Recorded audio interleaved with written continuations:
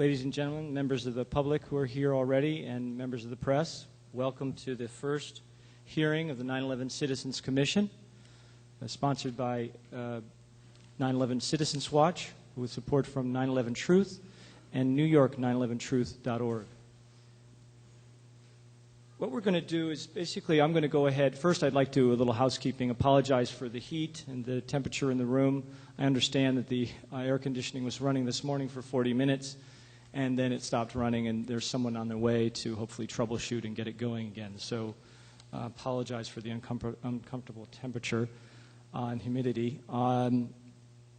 We have here, to my right, the commissioners. This is modeled, will be modeled after congressional hearings or the hearings that were conducted by the 9/11 Commission, where we have a group of commissioners that will be hearing testimony provided by witnesses, authors, experts, whistleblowers. And I'd like to first start by saying that who is not here yet. Dr. Faz Khan is an emergency room doctor and a local imam. He's an American Muslim of Indian Afghani extraction. He's an MD, an emergency physician and internist in New York City. He was on duty on 9/11, treated victims, later at Ground Zero with rescue teams. He's an assistant imam at various New York City and Long Island mosques, and is on the advisory board of 9/11truth.org. We have three commissioners. He's the first. Secondly, we have on the far end of the table here Bob McIlvaine. And Bob is a 9/11 victim family member. He lost his son Bobby on the 106th floor of the North Tower. And then we have Cynthia McKinney. Cynthia is a former congresswoman of 4 terms. Is that correct, Cynthia? 5 terms. 5 terms, excuse me. She's just won her primary, and she's running to regain her seat in Congress. And she will be chairing the hearings today. Originally, we had planned to have Cynthia co-chair with Catherine Austin Fitts, a lifelong Republican and former Assistant Secretary of Housing in the first Bush administration. Due to emergency medical situation with a very close friend of hers, she called late last night and said she could not make it. So she expressed her regret, and that she does intend that are we to follow on this hearing with others and find financial and public support, that she will be joining as a Republican member of the commission to co-chair it. She brings great expertise and insight to this process. So we miss her, and we also miss Dr. Bob Bowman. Dr. Bob Bowman is a retired lieutenant colonel in the Air Force. He's a PhD, and I believe he is a bishop in the United Catholic Church. His house was damaged in the recent hurricane, so he's not here. However, we're going to proceed anyway, so I'm going to turn it over briefly, very briefly, to brief comments, if they'd like to, from Cynthia and Bob, and then I'm going to introduce Michael Kane, who represents New York 9/11truth.org, and then we'll turn it over to witnesses very briefly just to say who they are and their affiliation and what they'll be testifying to today, and then we'll turn it over to members of the press who have questions for either our witnesses or the commissioners. So let me turn it over to Cynthia McKinney, the chair of today's 9/11 Citizens Commission. Cynthia. Thank you, Kyle. And as soon as we can get our cord unentangled, we will allow Mr. McIlvaine to make his opening statement. Hi, I'm Bob McIlvaine. I apologize for this short biography there. I'm at the end stage of working. I was a teacher. I worked at a psychiatric unit, acute care facility. I was a teacher on the unit, and I got laid off in 2003. And it's amazing since then, the journey I've been on to find the truth. That's the only thing I want out of life. I'm a parent.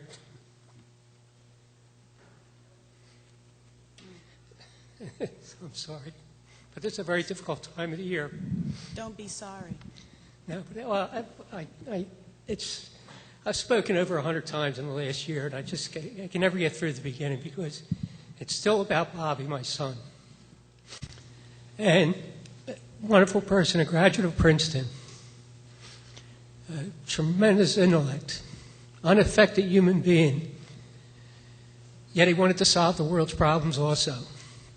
And a week before he died, we had talked about the Taliban in Afghanistan because he had such a profound interest in what was happening there. So he died on September 11th, and I knew that the answers were so simple that this was definitely wrong. And we categorized it as a good against evil. But I continued working. I never did find out how my son died. He was supposed to be on the 106th floor, but we were able to find his body the following day, and for a year I spent trying to find out the exact circumstances behind his death. But anyway, in February 2003, I got laid off, and since then, I've had the opportunity, belonging to groups, going to the commission, reading all these wonderful people over here about what's happened on September 11th, and just trying to find the truth. That's all I want.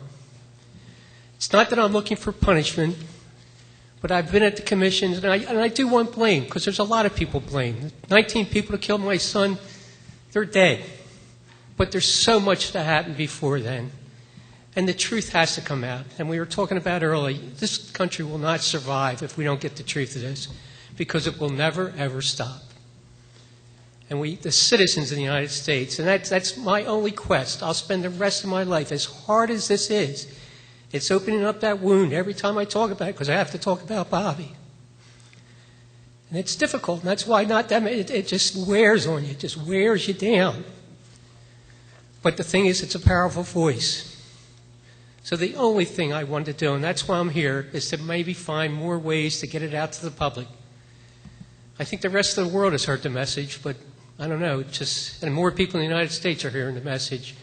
But hopefully everyone will know the truth of what's happened on September 11th. Thanks.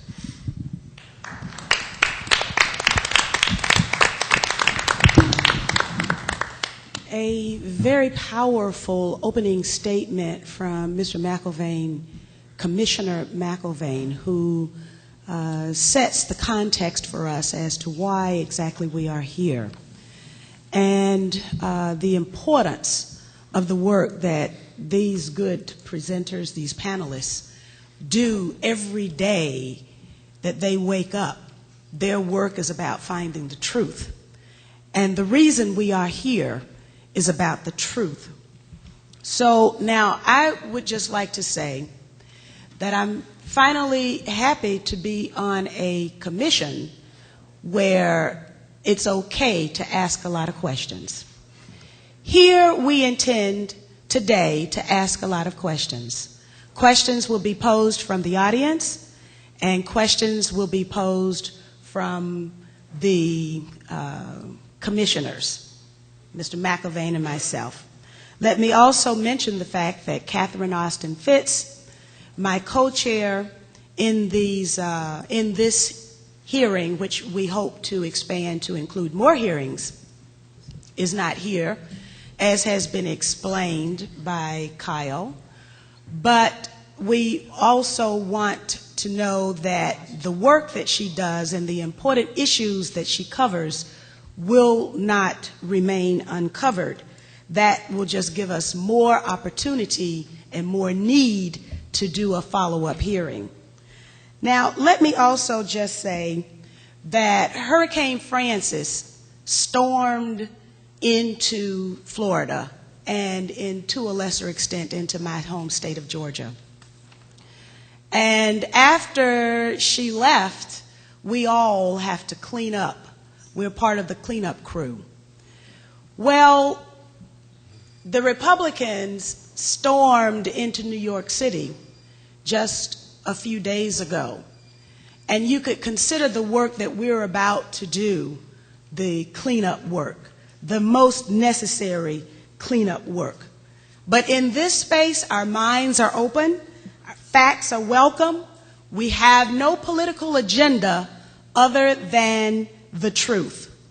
The city of Atlanta, where I come from, our symbol is Resurgence the Phoenix, because, as you all know, the city of Atlanta was burned by General Sherman as he went through the South. And Atlanta rose again, even sending President Jimmy Carter to the White House. We don't take credit for zeal, however. When Reconstruction took place in this country, and George White was the last African-American member of Congress, he stood on the floor of the House as he was about to leave because of Jim Crow laws, and he said, "This, Mr. Chairman, is perhaps the Negro's temporary farewell to the American Congress. But let me say, Phoenix-like, he will rise again and come again someday." When I came to New York on one of my previous visits, this was a poster that was given to me. "Truth, crushed to the ground, shall rise again."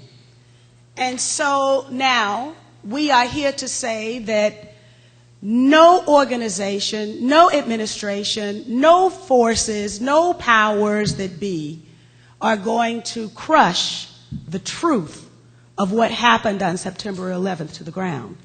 Because these panelists who are here, these researchers, and those of you in the audience who spend all of your time trying to understand what happened so that we can put to rest some of the pain of my fellow commissioner, Mr. McIlvaine, we will make sure that the truth will rise again. That's why we're here today. So thank you very much. Do you want to? Michael Kane from NewYork911Truth.org, very briefly. Very briefly. Thank you, Kyle.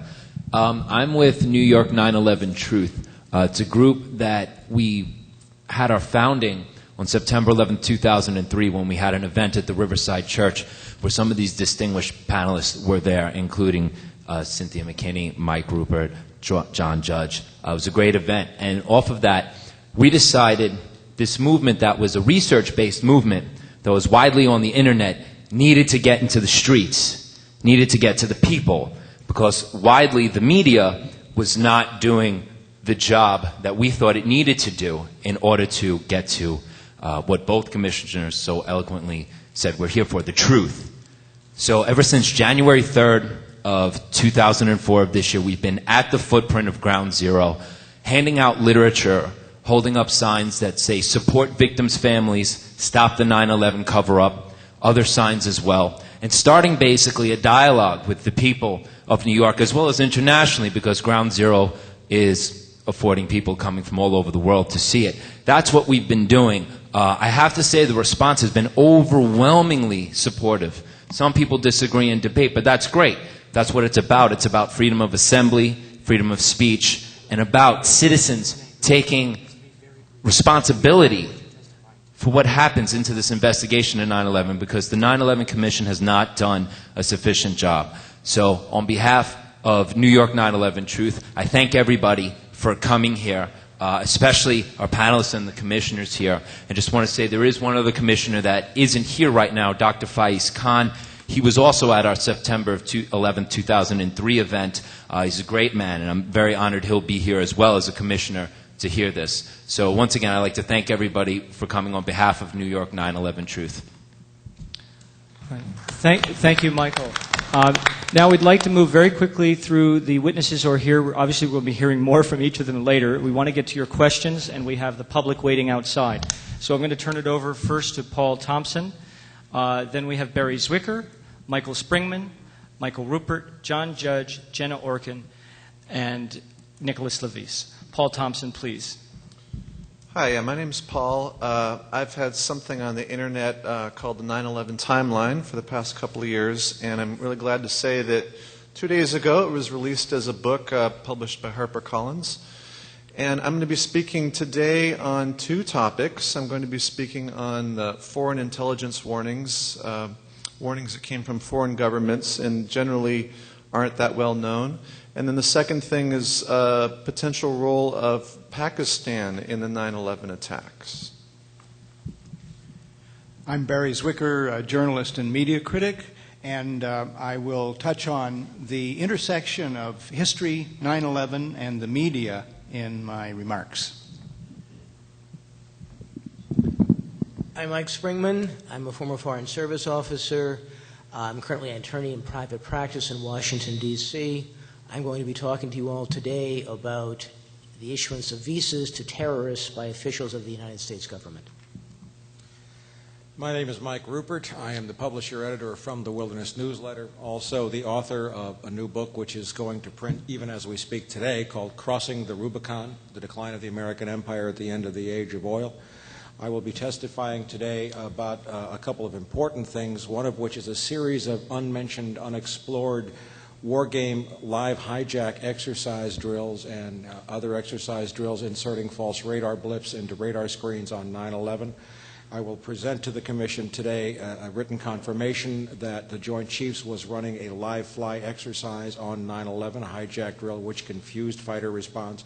I will also discuss elements of perjury and how the attacks were facilitated by the United States government, in particular Vice President Dick Cheney. My name is John Judge. I'm one of the co-founders of 9/11 Citizens Watch. We have served as a monitor and watchdog over the commission process since it began, the 9/11 Commission.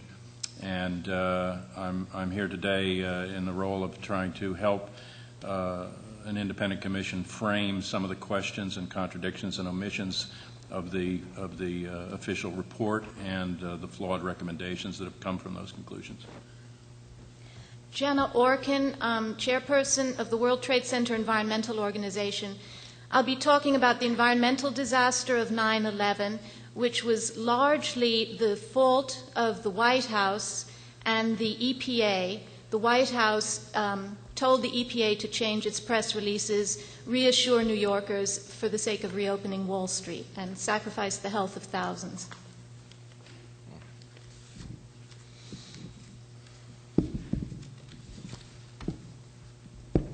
My name is Nick Levis. I'm with 911truth.org. I am an author and a researcher. It's perhaps appropriate that there's not enough table for me because I'm going to be dealing with an overview of the many, many bodies of evidence that have been gathered by 9/11 researchers and shared within the network over the last 3 years. I'll be presenting a kind of summary of the different bodies of evidence and an evaluation of the possibilities for a future investigation. Yeah, just to clarify, Nick Levis, John Judge, and Carolyn Betts are giving essentially what would amount to a staff statement. If some of you followed the 9/11 Commission hearings, there were staff statements presented to the Commission and to the public at those hearings, so they'll serve that purpose. Carolyn Betts is a lawyer, and she will introduce her later on. Unfortunately, Sibel Edmonds could not be here. We had planned to have video testimony of her, but due to scheduling problems, that did not happen. So without any further ado, let's turn it over to questions from members of the press, and if we can we'll try to do this within the next 10, 15 minutes so that we can get the public in here. They've been waiting outside. So members of the press, here please. Could you please stand up? If you don't mind, we'd like to, because we are recording this for the wider audience that are not here, there are microphones. If you would be willing to come up and get on the microphone over on the opposite side of the room here where I'm pointing, there's a standing mic. You see that? Thank you so much. And you can address your question to either commissioners or anyone here on the panel. Hi, my name is Mercedes Calego. I work for the newspaper El Correo from Spain. It seems to me that most of you here already have achieved a conclusion about what was the motivation of this cover-up of September 11. I'd like to, I know it's going to be discussed all day, but I'd like to get like a briefing by somebody who will tell me what were the motivation and how high up in the government is the responsibility of ignoring the signs of September 11. I've seen somebody in the witness panel have mentioned Dick Cheney. Mike? Okay, I'll speak for myself on this. There is some degree of consensus beginning to appear on the world scene. Not everybody necessarily agrees with it, but for me, I think the overriding imperative with regard to a motive for the attacks of 9/11 was the fact that very clearly the world is beginning to encounter diminishing supplies of hydrocarbon energy in a situation called peak oil. A fact where the planet, I believe, is plus or minus 1 year away from the all-time historical peak of production, even as demand is still soaring.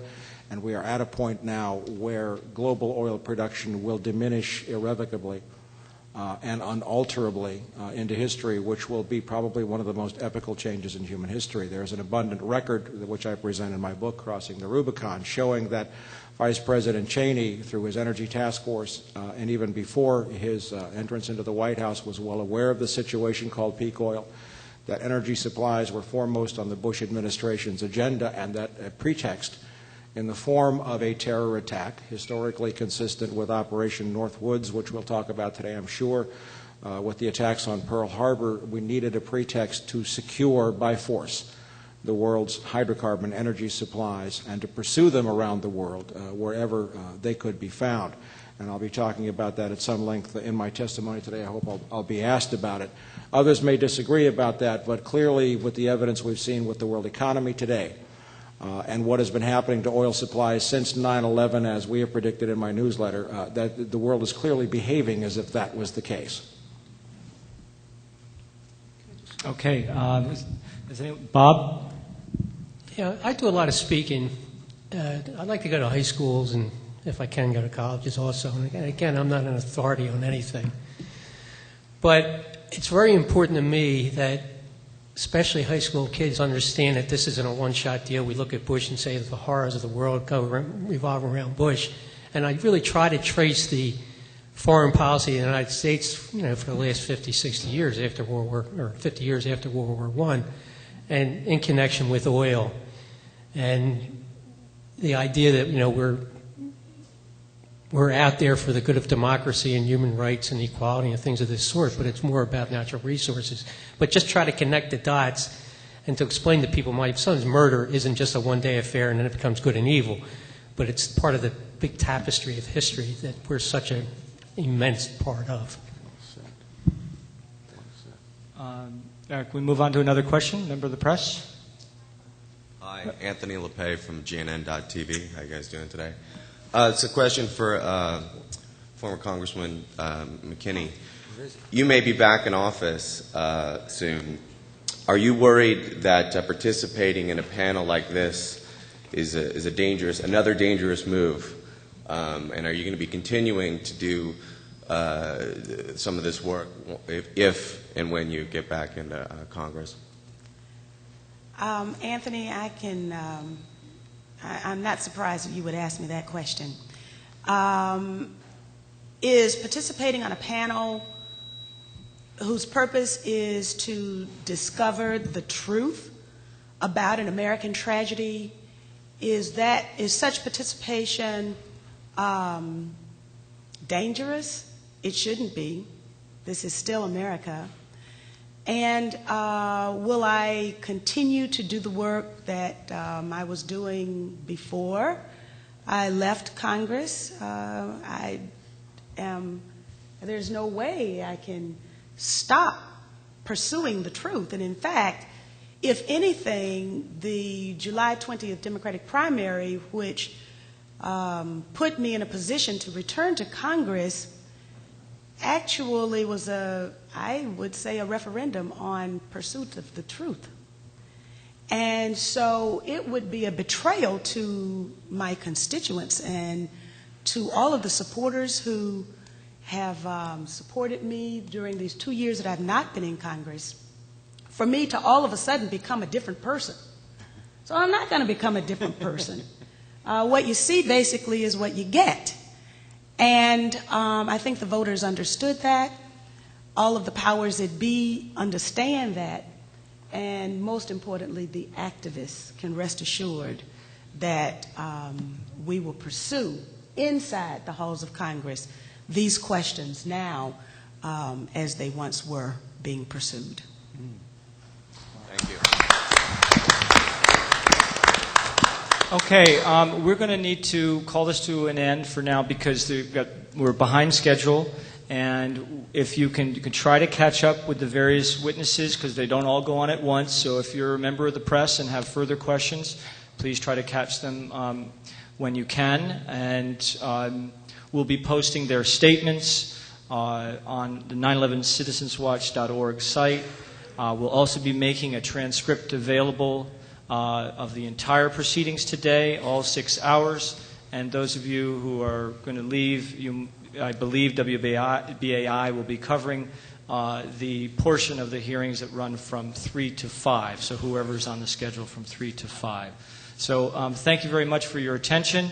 So we'll take a break for about 10 minutes, and then we will start the program. Thank you.